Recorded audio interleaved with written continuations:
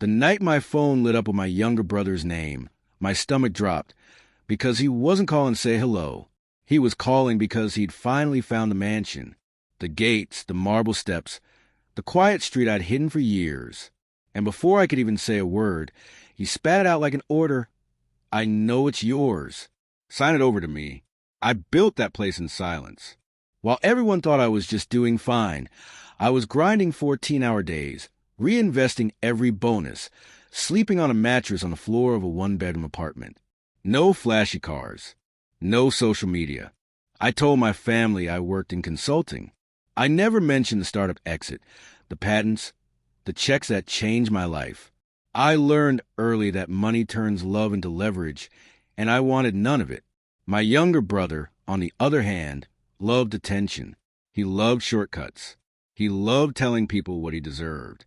Our parents had always smoothed his path. Rent covered, mistakes excused, promises made on my behalf without asking me. You're the responsible one. They'd say, he just needs help. So I helped. Tuition once, a car payment twice, a business loan that vanished into thin air. Every time I said no after that, I was the villain. The mansion wasn't about showing off. It was about peace. High walls, quiet mornings, a library with sunlight spilling over the shelves, a place where no one could knock and demand pieces of my life. I bought it through an LLC, kept my name off public records, and told exactly no one where I lived. Until he found it. He showed up 2 days later, standing at my gate like he owned the place. He laughed when I didn't buzz him in.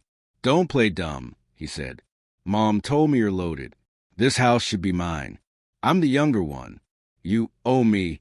When I stayed silent, he added, sign it over or I'll make this ugly. I could have slammed the gate and blocked his number.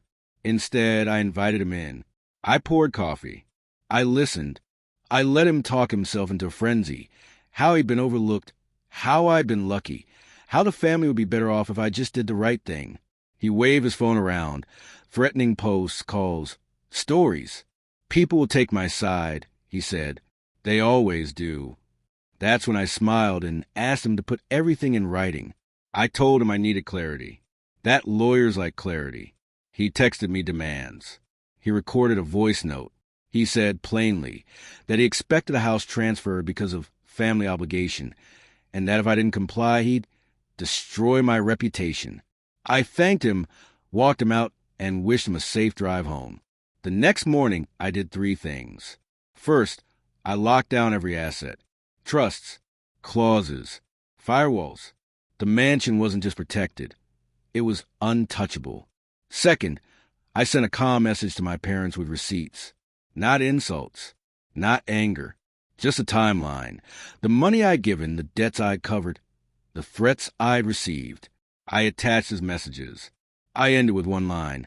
I love you, but this stops now. Third, I made a call he never expected. To the board of the charity he claimed to run, the investors he'd pitched, the landlord he owed. I didn't smear him. I shared facts, public records, missed payments, broken promises. The same truth he thought would never catch him. By the end of the week, the noise stopped. My parents came over, quieter than I'd ever seen them. No demands, no speeches, just apologies.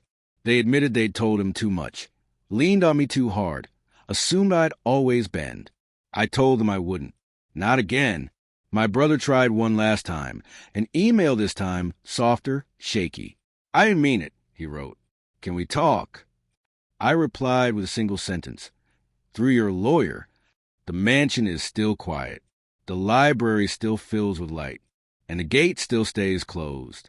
Revenge doesn't always look like shouting or humiliation. Sometimes it looks like patience, paperwork, and the calm decision to protect what you built. I didn't take anything from him. I just refused to give him what he never earned. And finally, that was enough.